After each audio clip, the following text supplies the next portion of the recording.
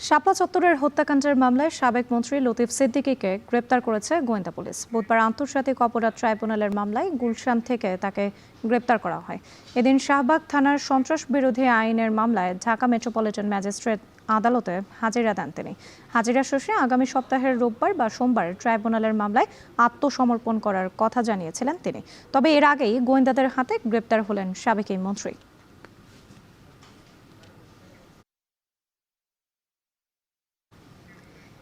এ নিয়ে আরও জানাতে মিন্টো রোডের ডিবি কার্যালয় থেকে সরাসরি যুক্ত হচ্ছেন মাহবুব হাসান রিপন।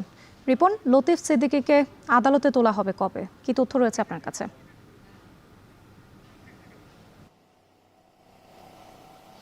রাত্রি লতিফ সিদ্দিকীকে আদালতে তোলা হবে আগামীকাল।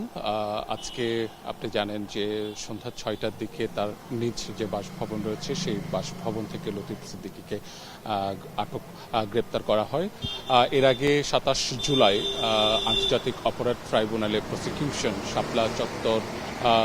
শাপলা চত্বরে মানবতা বিরোধী অপরাধ হয়েছে এই মর্মে একটি ফরমাল চার্জ দাখিল করে। সেই ফরমাল চার্জের ভিত্তিতে ৪১ জনের বিরুদ্ধে আদালত গ্রেপ্তারি পরোয়ানা জারি করেছিল। সেই ৪১ জনের মধ্যে লতিফ সিদ্দিকী ছিলেন ১০ নম্বর আসামি এবং কয়েকজন আসামি তারা বিভিন্ন মামলায় গ্রেপ্তার ছিলেন, তাদেরকে সেই মামলায় গ্রেপ্তার দেখানো হয়েছে।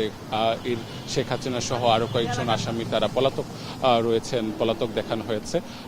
লতিফ সিদ্দিকী ছিলেন একমাত্র বাহিরে থাকা আসামিদের মধ্যে একজন, যিনি দেশে ছিলেন। সেই প্রেক্ষিতে লতিফ সিদ্দিকী কবে নাগাদ গ্রেপ্তার হতে পারেন বা আত্মসমর্পণ করেন এই ধরনের আলোচনা চলছিল।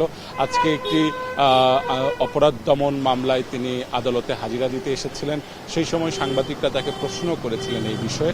তখন লতিফ সিদ্দিকী বলেছিলেন যে তিনি আগামী সপ্তাহের রবিবার কিংবা সোমবারে আত্মসমর্পণ করতে পারেন। তার আগে আজকে